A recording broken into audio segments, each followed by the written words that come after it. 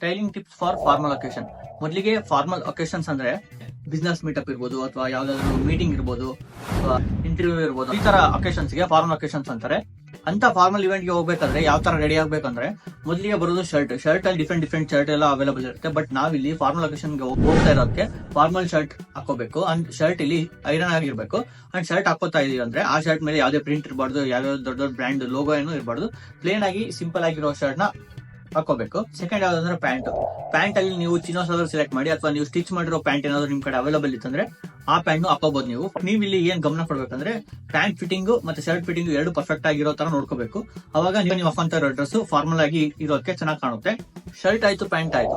ಈಗ third ಯಾವ್ದಂದ್ರೆ accessories ಅಲ್ಲಿ ನೀವು ಯಾವ್ಯಾವೆಲ್ಲ ಹಾಕೋಬಹುದು ಫಾರ್ಮಲ್ ಒಕೇಶನ್ಸ್ ಅಂದ್ರೆ, ಫಸ್ಟ್ ಬೇಸಿಕ್ ಆಗಿ ಒಂದು ವಾಚ್ ಹಾಕೋಬೇಕು. ಅದು ನಿಮ್ಗೆ ಫಾರ್ಮಲ್ ವಾಚ್ ಅಂತ ಸಿಗುತ್ತೆ. ಅದ್ರ ಬದಲು ನೀವು ಸ್ಮಾರ್ಟ್ ವಾಚ್ ಅಂತಲ್ಲ ಆ ತರ ಎಲ್ಲ ವಾಚಸ್ ಹಾಕೋಬಾರ್ದು. ಫಾರ್ಮಲ್ ವಾಚ್ ಇರುತ್ತಲ್ಲ, ಅನ್ಲಾಗ್ ವಾಚ್, ಆ ತರ ವಾಚ್ ನೀವು ಹಾಕೋಬಹುದು.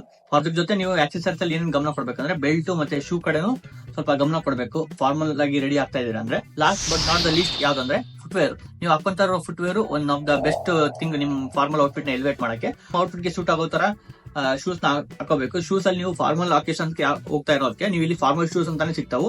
ನಿಮ್ಗೆ ಯಾರು ಇಷ್ಟ ಆಗುತ್ತೋ ಆ ತರ ಶೂಸ್ ನ ಹಾಕೋಬೇಕು. ಬಟ್ ಇಲ್ಲಿ ಏನ್ ಕೀ ಪಾಯಿಂಟ್ ಅಂದ್ರೆ, ನೀವು ಹಾಕೊಂತ ಇರೋ ಶೂಸ್ ಗೆ ಮತ್ತೆ ಬೆಲ್ಟ್ ಗೆ ಕಲರ್ ಮ್ಯಾಚಿಂಗ್ ಇರೋ ತರ ಶೂಸ್ ನ ಹಾಕೊಂಡ್ರೆ ಚೆನ್ನಾಗಿ ಕಾಣುತ್ತೆ.